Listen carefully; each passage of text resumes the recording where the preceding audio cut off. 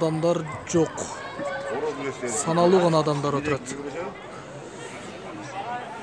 Мен мына 80-ден бизге биринчи бес болбой калды. Бул Азияны Аркы бетте мына Бакой рядта, бул жакта, бул тарапта эч адам жок.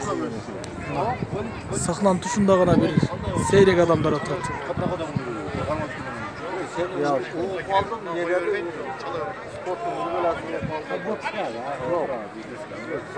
Бул нерсе өтө уят нерсе да. Азия оюндары башка жакта өткөндө Кыргызстандан агылып биздин байларыбыз барат.